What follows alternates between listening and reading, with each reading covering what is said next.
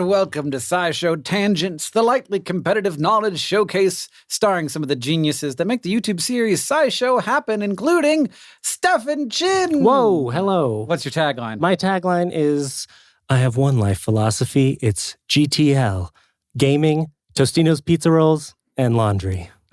Did you write that? Yeah. Yeah. Stefan, a producer on SciShow, makes science education happen on the internet. Edit a lot of videos, do a lot of graphics. Been doing it for a long time. I also just got a third monitor for my at-home computer setup. I'm so excited because now you can spread all the windows out. Wow. Productivity increase. We're also joined by Sam Schultz. What's your tagline? Flying away on a wing and a prayer. Who could it be? Believe it or not, it's just Sam. Sam is an artist and editor and producer on SciShow as well. Mm-hmm. We're also joined by Sari Riley. Tagline, please. Sour Patch Squid. Ooh, delicious. I just had a Swedish fish. Ooh. Why are there so many gummy sea animals? What's that all about? I don't know. You're going to have to do a whole episode of Tangents about it sometime other than right now. Okay. Sari, what do you do for a living? I do science words for the internet, mostly for SciShow. All for SciShow. I don't know why I said mostly. I bet you do some other stuff every once in a while. Every once in a You while. did a whole do a crash tweet. course, like by yourself. You did a whole you? crash course by yourself. I did a That's whole true. crash course, about film. Yeah. So that's not It's science. not really science. Oh, excuse me. So it's not valid? That's right. No, it's not science words. Oh, yeah. Okay. I write words. That's my biggest day job. And I am Hank Green. My tagline today is styrofoam pajamas. Really squeaky and unpleasant to wear, but they keep you nice and warm. It would be very Can you loud. move? Maybe it's just like you slide your leg into two long cylinders of styrofoam. Then And just lay back for a snooze. I'm Hank. I created SciShow and hired all these dorks, and then decided to do a podcast with them. Would you like me to explain the podcast? Okay. Oh, boo. Every week on I don't care what Sam thinks.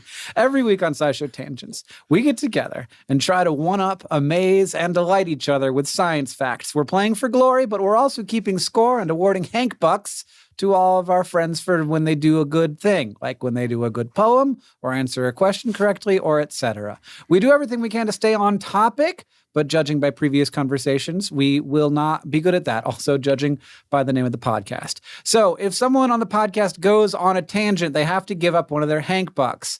And then if you end up having none, you could just go negative. It's fine. Now, as always, we introduce this week's topic with the traditional science poem from Sari.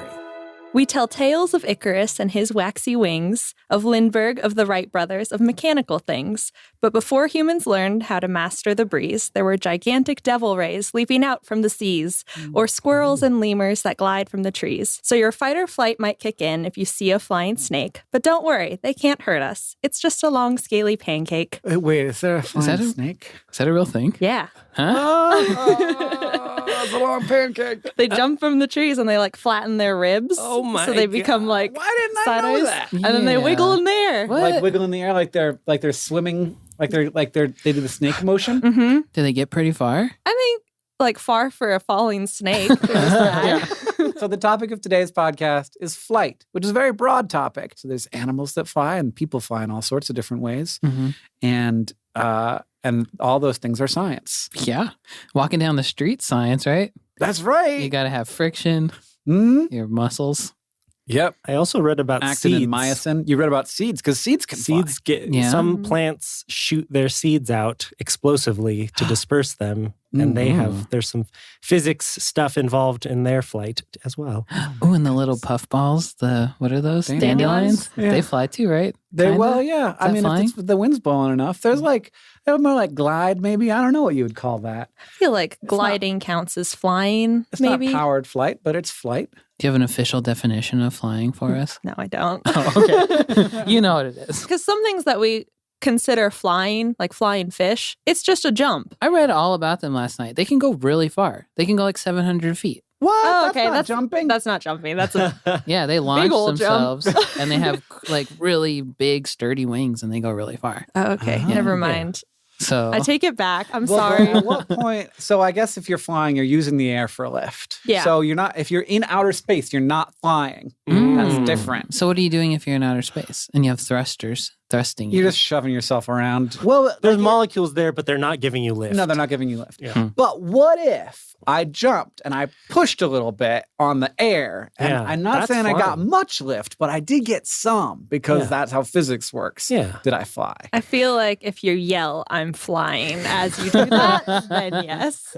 Because you're declaring that what you're doing is pushing down on the air. Right. I have to, it has to be Wow. clear that that's what's happening. That's your intent. Glad we got it settled. It is, it's always fuzzy once you start looking too close at something. It's all we about have your to frame of make it- mind. Yeah. Yeah. If you think you're flying, then you're flying. So now it's time for. I, this week, have prepared 3 science facts for all of our education and enjoyment, including all of you at home. But only one of those facts is going to be real. The other 3 panelists have to figure out which ones are the fake one and which is the real ones by deduction or knowledge or wild guesses. If you do, you get a Hank Buck. If you get it wrong, then I get a Hank Buck. And that is how truth or fail works. I'm a little ashamed of my facts. Ooh, I'm excited now. Why are you ashamed? I Are they thought bad facts? They're not that sciencey.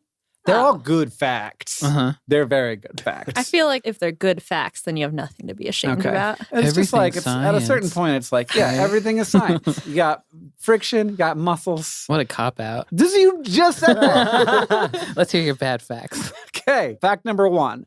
During the aftermath of September 11th, every commercial flight in America was grounded, which was a problem when the owner of one of the most deadly snakes in the world got bitten just 20 minutes after the attacks. He couldn't be airlifted to the hospital because the air traffic was grounded, but the government did allow the plane carrying the antivenom to save his life to take off and fly across the country, and it was the only commercial flight that flew during that period of time. Fact number 2, oxygen tanks in airplanes that they used to fill up the little baggies that you breathe into if there's a loss of cabin pressure are, of course, themselves a little dangerous. Because once a leaking oxygen canister actually increased the oxygen content of a flight enough that some of the passengers started to feel a little loopy because they were suffering from what's called hyperoxia. They got too much oxygen. The crew didn't know what was happening. They knew something was happening, but they ordered an emergency landing before anything went wrong with the pilots or with the passengers. Fact number 3, in 1909, the first guy to ever fly a plane over the English Channel not only succeeded in doing so, this is good, but then decided that since it was going so well, he would just keep going. He ended up landing in a field in Poland where he was shot in the shoulder by a farmer who thought he was invading Poland. I hope that's true. That one sounds so real because that's like what a human would do. Like, flying man. Yeah. Everything's science, but none of those were science. So, yeah.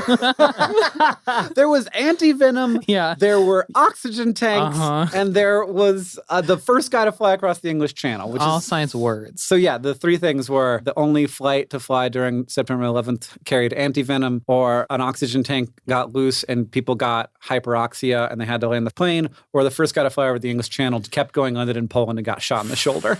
He lived. So. I think the first one is just inspired by snakes on a plane and is therefore fake. Oh, I was thinking it sounded familiar. And maybe Maybe it's just it's on a plane, though. It seems excessive to fly antivenom to one person. just let him die. But I mean, there's like other treatment methods. And like some antivenoms are generalized, so you can treat multiple snake bites with one type of antivenom. Sure. I don't know. I'm unconvinced. I don't know what deadly snake he had with him, but I'm. And the only thing I have to rely on is science. That's true of all humanity, Sari. You just explained us. The human condition. And I'm distressed by it. But the oxygen thing sounds real to me. I don't know. But that could be misleading because it sounds science. Sounds too easy. Too real. Right? It sounds too. The other one's like just in the middle where it's like, this is a little bit unbelievable. So it's probably the true one. And if you got that excited about something that you made up for the third one, you're a really good actor. I want it to be real, so I'm going to go with the third one. Okay, with gonna the go with the guy who got flew shot. over the English Channel and got shot. Yeah, Yeah. me too. Oh, no. It's down to Sarah. You should go with a different one because he's going to have $3 soon. Yeah. Okay, I'll go with the oxygen one. It's boring, but it seems correct. And who's got $3? This guy.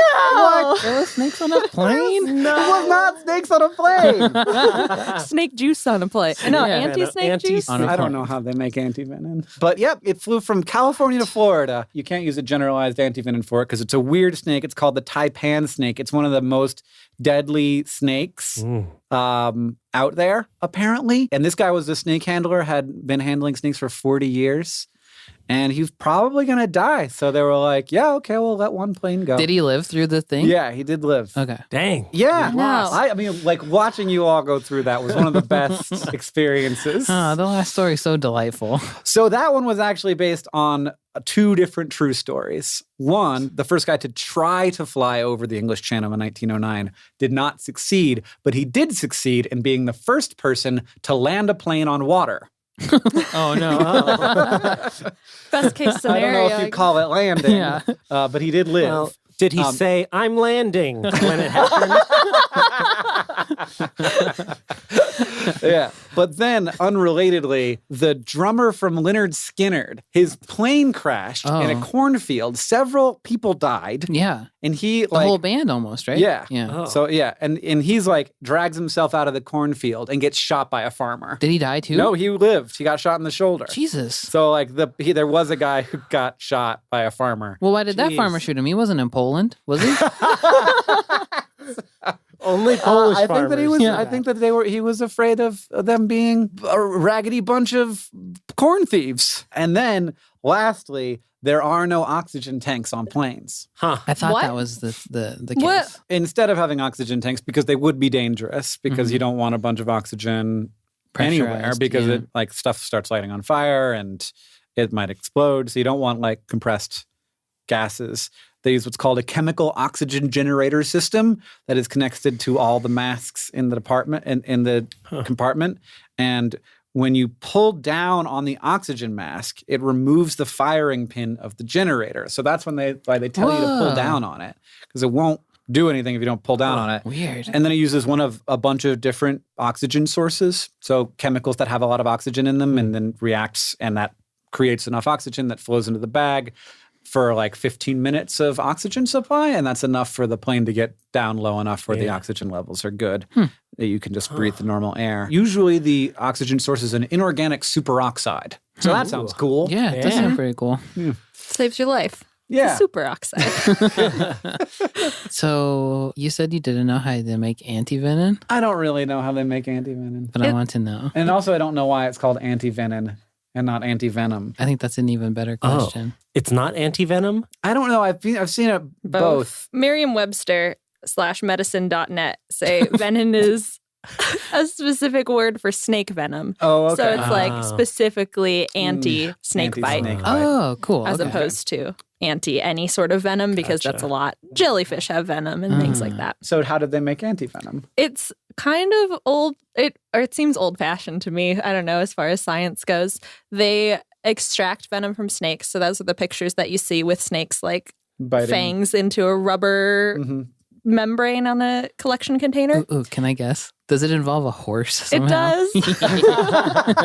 That's the most old-fashioned thing you can do. Yeah. Anything with a horse. Put it in a horse. Yeah. That's what they do. They just like take the venom, distill it down to make it less deadly if possible, then stick it into a horse Oh, no. or another big animal that can take a very small amount, Uh-huh. withdraw its blood. And then when anything bad goes into your body or a horse's body or anything, that's what our immune systems are for. So they create antibodies that are specific to the venom molecules that will bind to it and recognize it. They distill down all those antibodies, and that's just what they put in humans. Like the goal of antivenin is to just bind to the venom particles and wrap them up so they become useless, and your body's like, I'll just send macrophages after it and they'll eat them up or filter it out of your blood or whatever. Whoa, that's really cool. That is really cool. Thanks, horses. Thanks, horses. Yeah. And scientists. Also, sorry, horses. So that was the true fact, you guys. I'm so happy with how that went. You're quite I'm a wealthy winner. now. You're so yeah, rich. you are. Congratulations. Must be nice.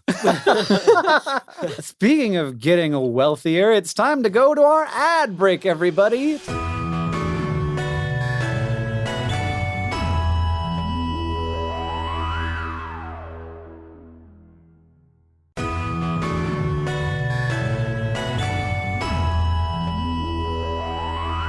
All right, everybody, we're back from the break. I'm here with Stefan Chen. Hey. And Sam Schultz. Hello. And Sari Riley. Hello. And we're through the first half of SciShow Tangents, and I have 3 Hank Bucks. You And have all Sari the has money. 1 Hank Buck. And Did I get everybody one? else Oh, has 0 Hank I forgot about the Bucks. bonus poem money. Yeah, you get a free one for being the poem person. None of us can win. I could go on a bunch of tangents. Yeah, that's true. How many feelings do you have about flight? I've got a lot, and I read a lot of stuff trying to come up with those 3. It was 2 fake facts and 1 real fact. So I got a lot stored in my back pocket. But before we get to that and me going destitute as quickly as I got wealthy, we are going to have to get ready for the Fact Off, where 2 panelists have brought science facts to present to the others in an attempt to blow our minds. The presentees each have a Hank Buck to award to the fact that they like the most. But if both facts are a giant snooze, we can choose to not award our Hank Buck and instead just throw it in the trash. We're going to go by the person who most recently ate something that flew. Oh, I went vegetarian last night, so Yeah. probably. What about you? I don't know what I ate last night, but I very recently tried the sweet and spicy chicken breast tenders from McDonald's. They were fantastic. That sounds really good. Yeah. I should check them out too. You should go first, though. Okay, you should go first. And the rest of us are going to McDonald's Yeah. after this. So some scientists outfitted a bunch of common swift birds with a tiny little black box that basically just had an accelerometer and a light sensor. And they gathered 2 years worth of data following their flight patterns and stuff, and found that during their non-breeding period, which is their breeding period is 2 months of the year. So for 10 months of the year, most of the individuals landed occasionally, but some individuals were airborne the entire time. And even the ones that landed were still airborne the vast majority of the time, likely over 99%. I have a tangent to go on. Oh, perfect. One time, I had upstairs bedroom and I had a TV in it and I got Showtime on it. Are you just a little boy at this point? I am a teenage boy. Okay. And Non-breeding season. Yes. And one day my mom came up the stairs to be like, what you watching? And I used to, at night, leave the video recorder to record whatever happened on Showtime at night. Whatever happened. What could it possibly be? And I was watching a tape of a movie that was very bad, but definitely had some boobs in it. But the moment that she walked in was this a couple, and they were telling the story of the birds that never landed. The man was telling the woman this apparently was supposed to be a seductive story of some way, they live their entire lives without ever landing their weary bodies. And my mom was like, "What are you watching?" And I was like, "They're just talking about science stuff." And she later, I heard her say to my dad, "He can just watch anything up there."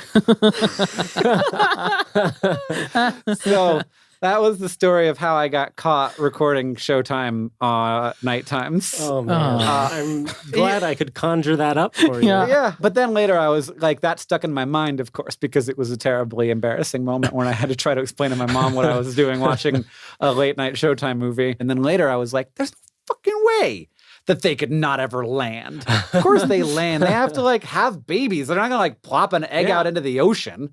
So non-breeding season. Yeah. They didn't say that in the Showtime show. Exactly. All right. So that was at least one Hank Buck.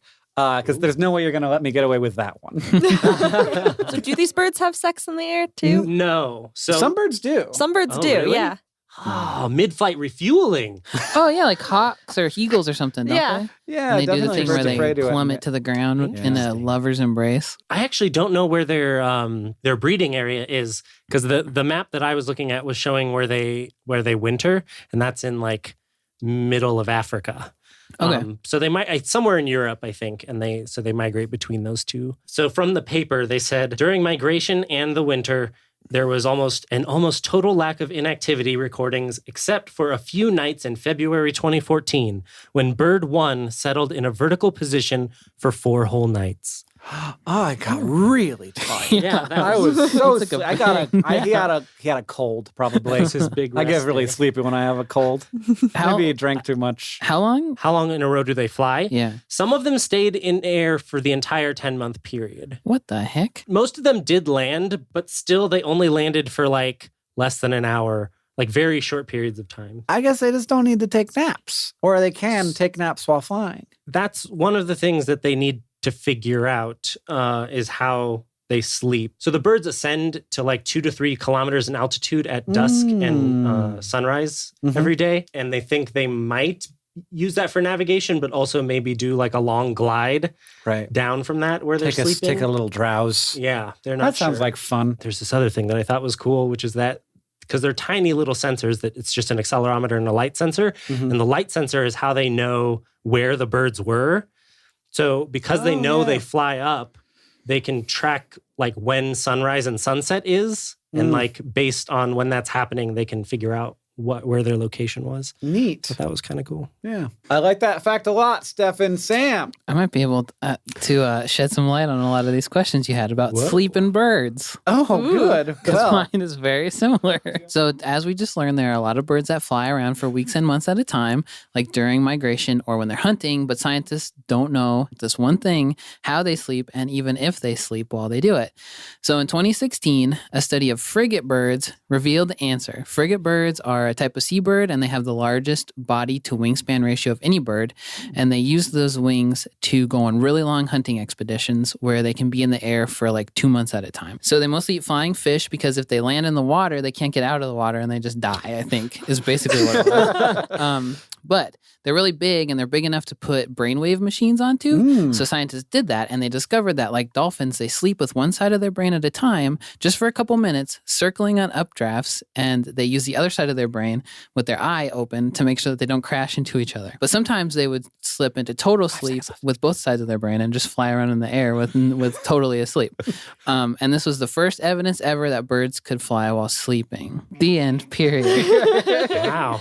Except I have a little addendum. well, you could probably work it into one of our questions. It kind of answers some of his questions a Okay. little bit. Ooh. They slept for 42 minutes a day while they were flying around, but when they would land after their hunting trip, they would sleep for 12 hours a day. So they It's were like, recouping. they were like, scientists were, the article I read was talking about how they were like purposefully sleep depriving themselves, which I guess was a big deal, but I don't really understand why that was a big deal that they found out. I mean, I've been there. I've done that. Yeah, like If we you're do. like, be like, I just get the 45 minutes now. I'll get the 12 hours later. It'd be so nice to sleep with one side of your brain. It'd be so Yeah. nice to sleep for more than 6 hours at wow. a time. Well, don't have a baby then. Big mistake. I sleep for 8 hours every That night. sounds great. Love every minute of it. I'll call you next time I'm asleep. Do their eyes close when their brain? I don't know. It talked a lot about ducks sleeping literally with one of their eyes open. So I think it's just a thing birds do. They're just winking all the time. Where they're just like, well, one of their sides is just asleep and the other side isn't asleep. And it talked about in mammals, when you go into deep sleep, your body goes limp. But for some reason, birds don't. And just their heads go limp, but the rest of their body stays like rigid. Love So the they idea can of the keep- frigate bird just gliding with its head like Yeah. a drool tongue lolling out of its mouth. It said when they would fall asleep with both sides of their brain, their heads would droop down. So they would be flying through the air with their heads drooped down. What? I love it. That is also a great fact, Sam. Those are both good sleepy facts. Yeah, good Yeah. sleepy bird fact, you guys. I don't know. I think I'm gonna go with Sam. Yes. I'm gonna go with Sam. I haven't got to Sorry, hang fuck in such a long time. Oh, Yeah, I I was know. It's also- always easiest yeah. to go first. that's the thing is you started talking and I was like, maybe I can slip in here. I can't. I was also, do it. I'm also going to go with Sam. Hey! I'm sorry. Suck wow, it. we're tied. See? Oh, His stupid birds only fly for 2 months. Yeah. That's true. I did think from reading it, it seemed like that was an outrageously long time for a bird to fly. I didn't look into how long birds could fly, but I think measuring brain waves of birds was like slightly more interesting for me. I don't know how they did it, but I'm imagining like little tinfoil hats on the birds. That might have being been. Yeah. yeah, that I might also have love been that you what it could was. only do it with frigate birds because they're the big ones. Because they're Yeah. big, There's yeah. no way you can do it. You can't like fit a brainwave monitor on a Swift. I thought it was crazy that it took until 2016 for them to figure that out. Because the paper basically said they knew how it worked. They just couldn't figure out how to prove it. Yeah, that makes sense to me. I Yeah. feel like there are a lot of things that scientists guess about. Mhm. And Yeah. then when you actually measure something, it's either like, that's exactly like I thought it was, or this is nothing like I thought it was. And there's Yeah. never, I don't know. I This guess one those was- are the only two options in the world when you ask a question. It's either yes or no. Yeah. Yeah. All right. Now it is time for Ask the Science Couch, where we ask listener questions to our couch of finely honed scientific minds. What do we got, Sam? One Cup of JoJo asks, why aren't blimps and zeppelins used more often? So, if you're unfamiliar with Ask the Science Couch, I do my best to answer with no research. And then Sarah answers because she actually knows the answer. I'm going to guess because planes are better.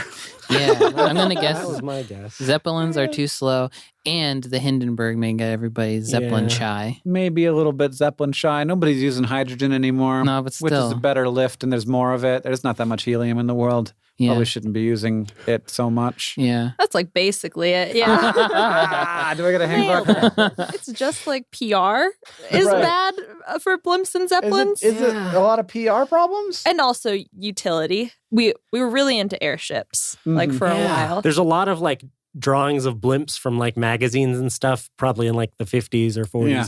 And like it was the vision of the future, like a cruise ship in the air that would take you across the Atlantic Ocean. That's what I want. Yeah, that would be awesome. That's the Hindenburg. The Hindenburg didn't take anybody across any oceans. It did. I'm pretty sure it was docking. Was it, like it has- started in was arriving? Yeah, it was arriving in New Jersey. That happened in New Jersey? Yeah. I did not know that. I thought it was in It came from Germany. Germany. I think the wave of blimp enthusiasts was in the 20s and 30s especially. They were developed as military technology, especially by the German group. Like that's where the word Zeppelin comes from, was just a company started by a dude whose last name was Zeppelin. Oh, it's a Xerox situation. Yeah. Okay. Yeah. And they built like these metal frames and balloons around them and filled them with gas. The European ones had hydrogen in them. American ones had helium in them because America apparently had a wealth of helium around World War One. Is that true? Yeah. We had a lot of helium? I think we had a lot of helium. Okay, Yeah. where so- does helium come from? The ground. What? Really? When you get natural gas, you also get some helium. And Whoa. you separate it out, and then that's where helium comes from. That's how the Earth stays in space. It floats. Is that right? So we were really enthusiastic about it, but they were just like there were too many disasters. Like Hindenburg was There were one. more than that one? A lot of U.S. Oh. airships Oh, no. were ended up not so great. Oh. Mostly they were caught in storms. It does seem researched- like it would be pretty easy to get caught in a storm if you're just a balloon. Yeah, and so like the Hindenburg wasn't even the biggest disaster. The deadliest disaster was the USS Akron, where 73 people died as opposed to 36 people on the Hindenburg. Oh. It was just calibrating radio equipment off the New England coast, and then it got caught in a storm. And then they sent a rescue airship to go rescue them. Sent a blimp? And then another one popped. No. Okay, Oh, so man, planes are don't just you- better. Never So- send a blimp to rescue a blimp. You know, we were doing our best. There was a blimp fever, airship fever. Blimps don't have the structure inside. Blimps are just big balloon, like Huh. steerable balloons, essentially, and then airships have a metal usually structure. More suited for longer trips, is that? what it Yeah, is? And sturdier. It also allows for them to be a more aerodynamic shape that actually the shape of the blimp can provide lift Right. in addition to the gas. So are there any Zeppelins in the whole world? There are a couple. Yeah, people use them for a couple things. Like you said it earlier, air travel was the biggest thing where people, as soon as we could fly, people wanted to go places faster and have more passengers, and planes were really good at that. Yeah. If you need to advertise at a football game, There's only yourself one way a to do that. Planes way too fast. Yeah. But Lockheed Martin is making airships right boy. now. For what reason? And I am on team cargo ship right now. Like before this podcast, I had no feelings about airships whatsoever. They looked kind of cool, but now I am fully behind the idea of building them because, okay, maybe their advertisement videos just worked on me. But basically, the only reason we haven't built them is there isn't a good market. But Lockheed Martin is developing some sort. They're called, I think, hybrid airships that are specifically for transporting cargo. So they're like super, super sturdy. They use a fraction of the fuel per like amount of cargo that they can carry compared to helicopters and other planes. They can transport like 19 people, but like tons and tons and tons of cargo. And they can land on sand. They can land on water. They can land on any sort of surface without needing the infrastructure, which makes it really good for transporting supplies. They don't need like train tracks or anything either. Yeah. Cool. Hank, will you buy us a Zeppelin, please? Hank, will you buy us a Zeppelin? We could relocate our offices to the Zeppelin. Into the space. All right. Well, we'll look into it. That's so much more about Zeppelins than I thought there ever even was. Me too. Oh, yeah. Man, There's lots of we stuff got to bring there. them back. We did an episode on SciShow Space, the YouTube channel focusing primarily on space content. Like and subscribe today. You can subscribe at youtube.com/SciShowSpace. Well, we did an episode on that channel about sending airships to Venus, maybe, as a potential way of exploring Venus, because the atmosphere is so thick. Yeah. And once you get close to the surface, it is very hot. It's way too hot to survive. So if you stay hanging in the atmosphere is more of a chill vibe. Cool. Thank you to One Cup of JoJo for the question. If you want to ask the Science Couch, you can tweet your question using the hashtag #AskSciShow. Thank you to Chelsea Moon and Cynthia Darling and everybody else who has tweeted us your questions. And our final scores: Sari, you have 1 Hank Buck. Sam, you have 2. Stefan, you have 1. And I have 2. I would have beat you, Sam. I would have had 3 Hank Bucks, but I did go on that tangent about getting caught watching softcore porn on Showtime. Yeah. It was a beautiful story. And I appreciate it, but Now, if you like this show and you want to help us out, it's very easy to do that. You can leave us a review wherever you listen. That's helpful. It also helps us know what you think about this show. You can also tweet out your favorite moment of the episode. And finally, if you want to show your love for tangents, you can just tell people about us. Thank you for joining us. I have been Hank Green. I've been Sari Riley. I've been Stefan Chin. and I've been Sam Schultz. And this has been SciShow Tangents. It's a co-production with WNYC Studios. It's produced by all of us and Caitlin Hoffmeister. Our art and music are by Hiroko Matsushima and Joseph Tuna Medish. Our social media organizer is Victoria Bongiorno. And we couldn't make any of this stuff without our patrons on Patreon. Thank you. And remember, the mind is not a vessel to be filled, but a fire to be lighted.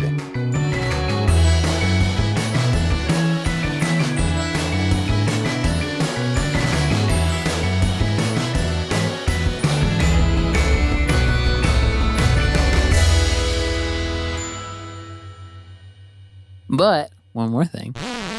The British Supermarine Stranraer is an anti-submarine plane flown in World War II. It was fitted with a toilet that was just a hole that went out into the open air.